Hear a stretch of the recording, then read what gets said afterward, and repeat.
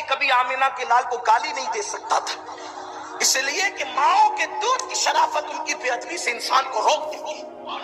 چاند پہ تھوکنے سے چاند کا کوئی بگڑتا ہے؟ رسول اللہ کو گالی دینے سے حضور کا کچھ بگڑتا ہے؟ لیکن وہ بتاتا ہے کہ میں ہوں کس کا، میں ہوں کس کا، کہ حضور علیہ السلام کو گالی دی گئی، گستاخی کی گئی۔ ہمیں کیا کرنا چاہیے؟ پبلک کو کیا کرنا چاہیے؟ عوام کو کیا کرنا چاہیے؟ کہ دنیا بھر میں اسلام اور مسلمین کے متعلق غلط پروپیگنڈے کا ایک سونامی آیا ہوا ہے، اور لوگ یہ کوشش کر رہے ہیں کہ کسی طرح اسلام اور مسلمین کو بدنام کریں۔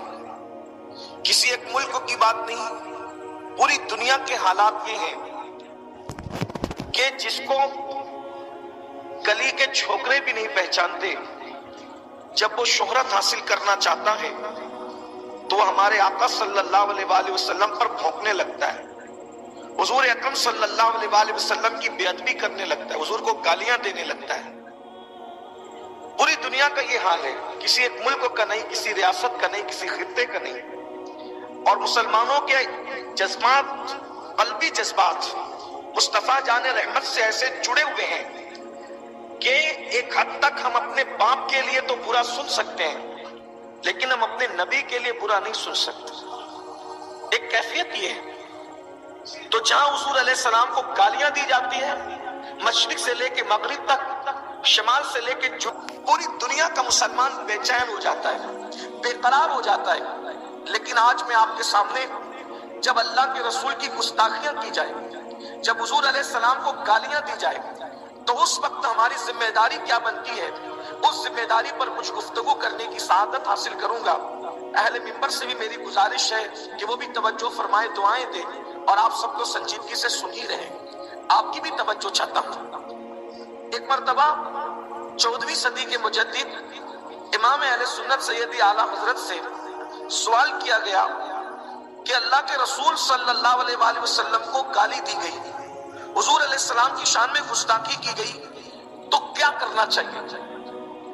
یہ بہت خاص بات میں آپ کے سامنے پیش کر رہا ہوں۔ اس کشتہ عشق رسول سے پوچھا جا رہا ہے کہ حضور علیہ السلام کو گالی دی گئی، گستاخی کی گئی، ہمیں کیا کرنا چاہیے؟ پبلک کو کیا کرنا چاہیے؟ عوام کو کیا کرنا چاہیے؟ تو اس عاشق رسول نے جواب دیا، فرمایا مسلمان صحیح العقیدہ ان کی طرف التفات ہی کیوں کرے؟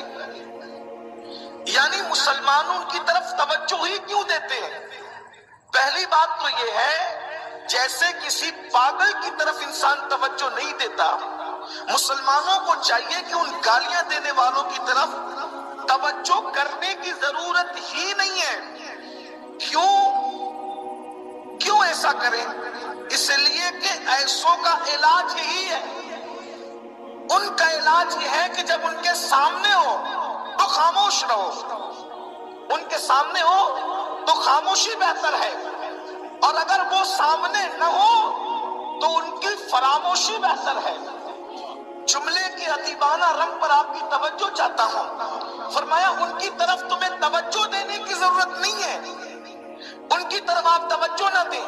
اگر گالیوں کی کلپ آ جائے، اس کو فارورڈ کرنے کی کوئی ضرورت نہیں ہے، اس کو آگے بڑھانے کی کوئی ضرورت نہیں ہے، وہی ڈیلیٹ کیجئے، وہی اس کو ختم کیجئے، یہ اپنی موت آپ مریں گے۔ فرمایا ان کی طرف توجہ کرنے کی ضرورت نہیں ہے، علاج ان لوگوں کا یہ ہے، اگر وہ سامنے ہو تو خاموشی ہے، اور اگر وہ پیٹ پیچھے ہو تو فراموشی ہے، ان کو بھول جاؤ۔ اب اس کے بعد پھر کیا؟ ان کا بیٹھتے ہر وقت ہر حال میں اپنے محبوب بے مثال کا ذکر پاک اتنا زیادہ گرم جوشی سے کرو کہ مخالف خود ہی آگ میں، حسد کی آگ میں جل کر کے ختم ہو جائے۔ علاج کتنا بہتر ہے کہ اپنے نبی کا ذکر اتنی کثرت سے کرو، اتنی کثرت سے کرو، اتنی گرم جوشی سے کرو کہ بچہ ذکر مصطفیٰ سے اپنی زبان کو تر کر لے۔ اٹھے تو ذکر مصطفیٰ، بیٹھے تو ذکر مصطفیٰ، لیٹے تو ذکر مصطفیٰ۔ ذکر مصطفیٰ اتنا کثرت سے ہو کہ اگر تمہارے گھر میں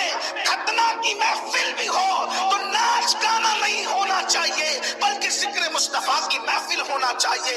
اگر تمہارے گھر میں شادیاں ہو تو بھی ذکر مصطفیٰ کی محفل ہونی چاہیے. اگر تمہارے گھر سے جنازے اٹھ رہے ہو، زیارت کی محفل ہو، ڈیجے کی محفل ہو، 10ویں 20ویں کی محفل ہو تو بھی ذکر مصطفیٰ ہونا چاہیے. اس کی وجہ یہ ہے اگر غم میں ذکر مصطفیٰ کرو گے تو غم ختم ہو جائے گا، اور خوشیوں میں ذکر مصطفیٰ کرو گے تو انشاءاللہ تمہاری خوشیاں دوبالا ہو جائے گی. تو پتہ چلا گرم جوشی کے ساتھ، پورے یقین کے ساتھ اپنے نبی کا ذکر کرو، کثرت سے ذکر کرو، بیٹھتے اٹھتے مدد کے واسطے یا رسول اللہ کی کثرت کیجئے. شرک ٹھہرے جس میں تعظیم حبیب، اس پورے مذہب پہ لعنت کیجئے چرچا انہی کا صبح و شام، جانے کافر پر قیامت کیجئے.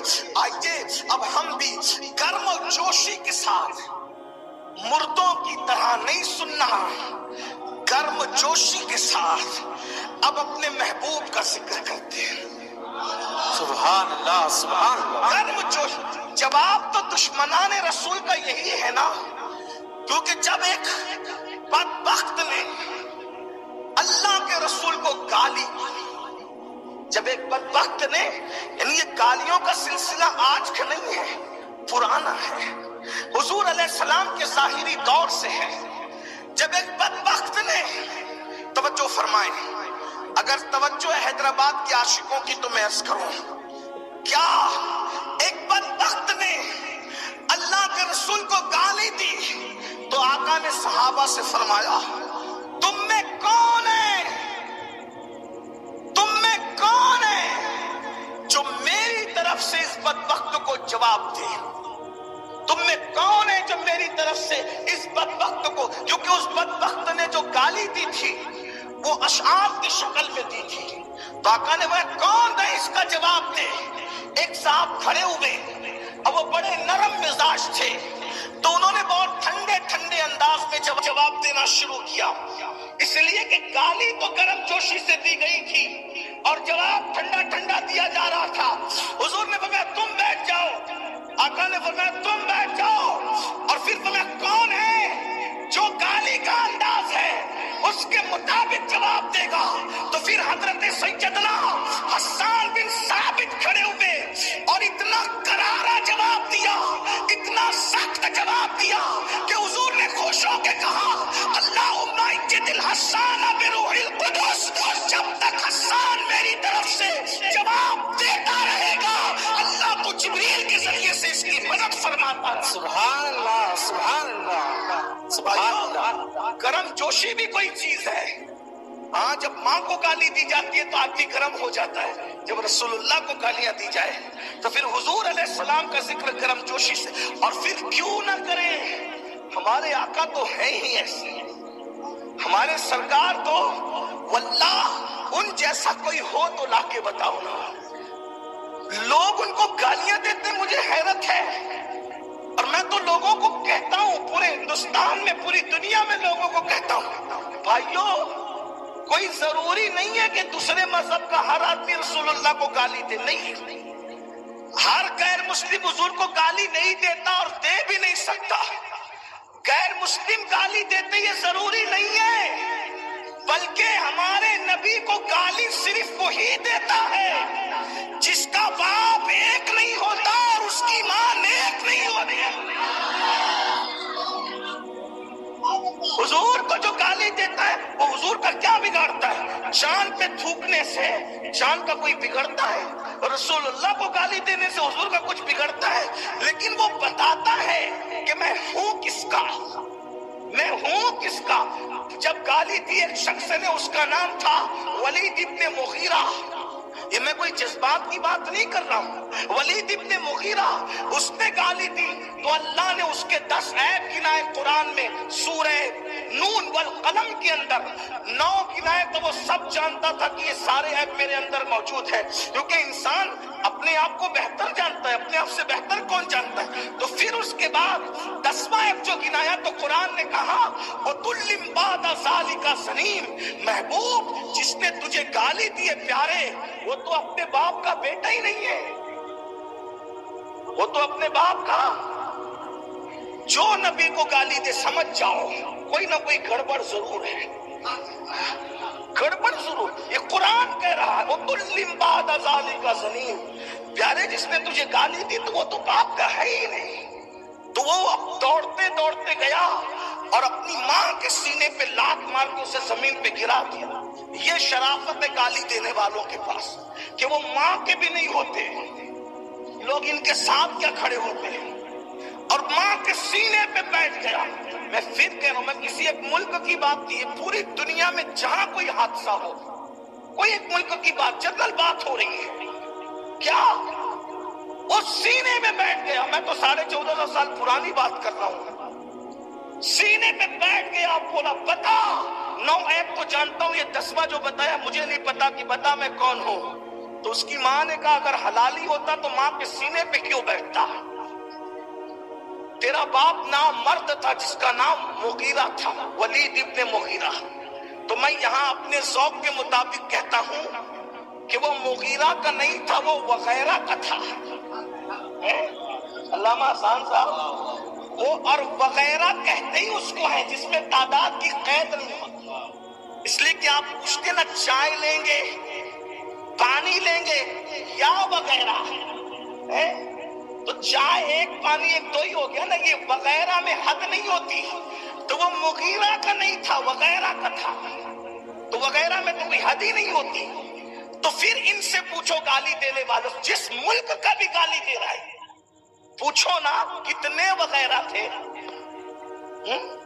तब तू आमिना के लाल पर भौंक रहा है। खुदा की कसम, अगर माँ शरीफ होती तो तू काफिर होकर भी कभी आमिना के लाल को गाली नहीं दे सकता था। इसलिए कि माओ के दूध की शराफत उनकी बेअदबी से इंसान को रोक देती, कोई गुस्ताखी करे।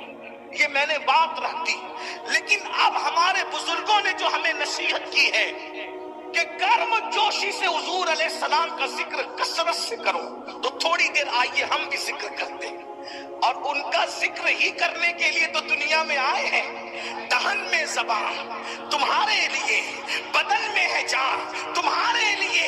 हम आए यहाँ तुम्हारे लिए, उठे भी वहाँ तुम्हारे लिए। जिना में चमन, चमन में समन, समन में फबन, फबन में दुल्हन, सजाए मेहन, प्यासे में नन, ये अमनो अमा तुम्हारे लिए। और या रसूल अल्लाह आपकी शान क्या है? इशारे से चांद चीर दिया, छुपे हुए खुर को फेर लिया, गए हुए दिन को असर किया।